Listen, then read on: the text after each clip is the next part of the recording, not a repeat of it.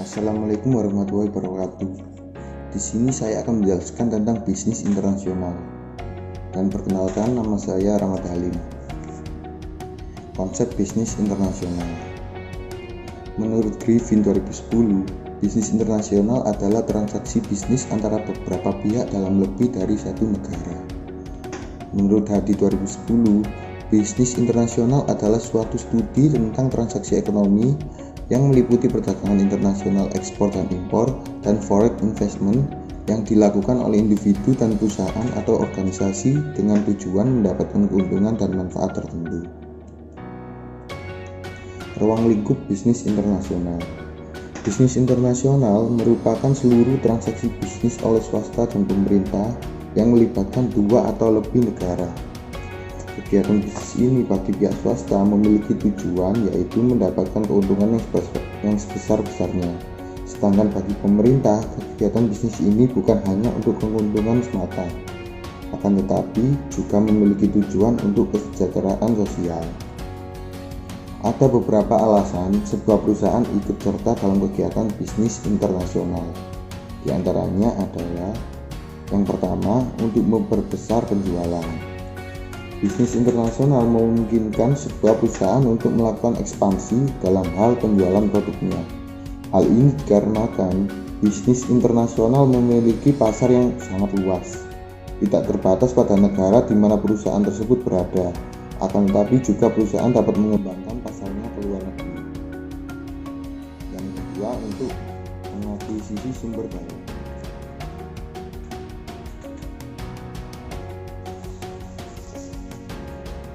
Saat ini, sebuah perusahaan yang memiliki akses terhadap sumber daya yang dibutuhkan atau perusahaan yang memiliki akses lebih baik terhadap faktor-faktor produksi, maka dapat dipastikan perusahaan tersebut akan memenangkan persaingan.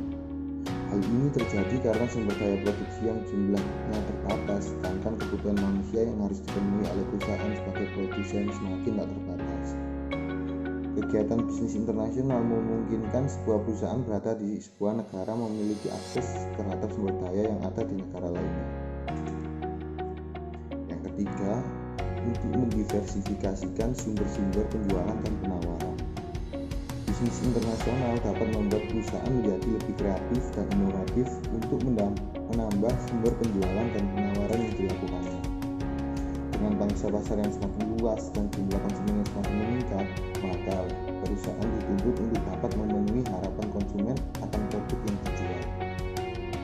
Karena keinginan konsumen yang tidak terbatas, maka perusahaan harus mampu berinovasi sesering mungkin dengan tujuan untuk memenangkan persaingan dengan para pesaingnya.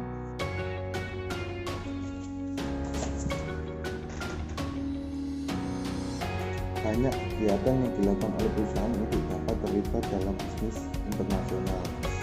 Di antaranya adalah kegiatan ekspor dan impor. Kegiatan ekspor dan impor ini merupakan kunci transaksi ekonomi suatu negara. Apabila dalam neraca suatu negara kegiatan ekspor lebih tinggi daripada kegiatan impor, maka dapat dipastikan negara itu menjadi negara yang maju dengan pendapatannya yang besar. Sedangkan sebaliknya, di mana kegiatan impor lebih tinggi dari ekspor, maka negara tersebut dapat dikatakan laju pertumbuhan ekonominya tidak maju karena negara tersebut cenderung bergantung kepada negara lainnya. Yang kedua, kegiatan investasi. Investasi adalah sebuah kegiatan di mana perusahaan menanamkan modalnya. Investasi ini bisa dalam bentuk investasi langsung di luar negeri, di mana perusahaan menginvestasikan modalnya dalam bentuk fisik di negara tujuan. Cara lain berinvestasi adalah dengan cara berinvestasi di pasar modal, di mana perusahaan yang terlibat dalam bisnis internasional membeli saham atau melakukan akuisisi.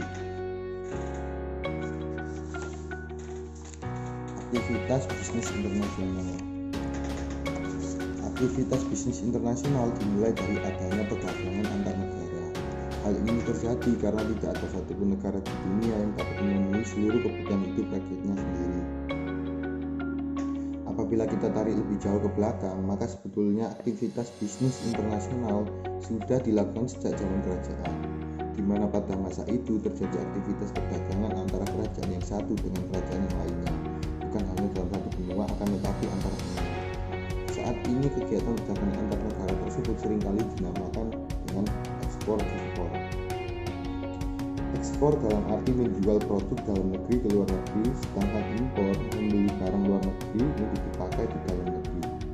Dalam aktivitas ekspor dan impor terdiri dari dua jenis perdagangan, yaitu satu, perdagangan tangible.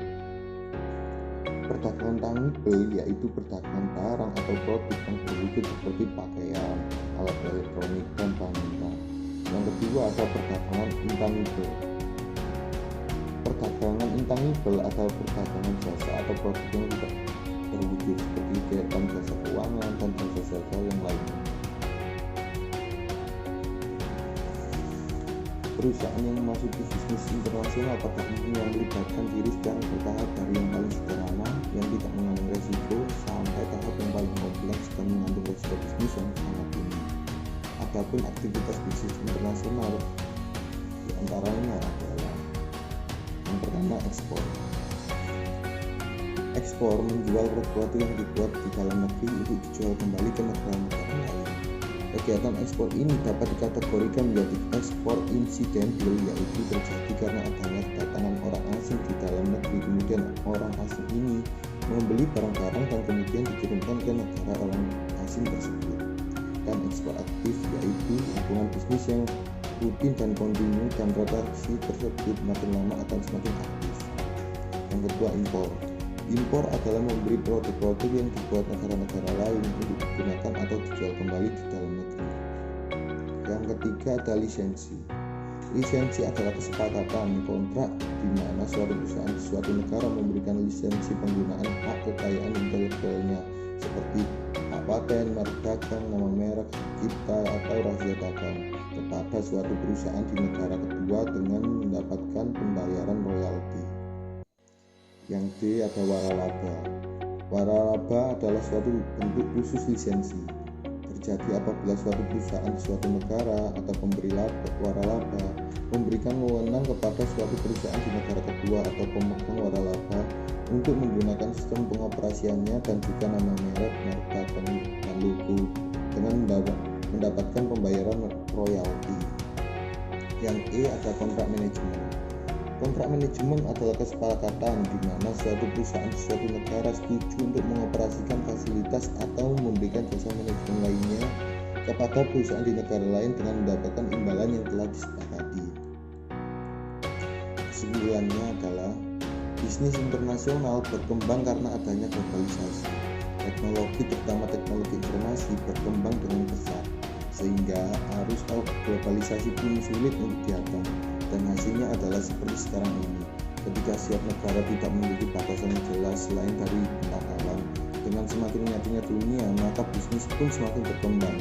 Hal ini dikarenakan tidak ada sebuah negara pun di dunia ini yang dapat memenuhi kebutuhan masyarakatnya sendiri. Dengan semakin berkembangnya bisnis internasional, maka terjadi pula pemerataan kemakmuran di antara negara-negara di dunia.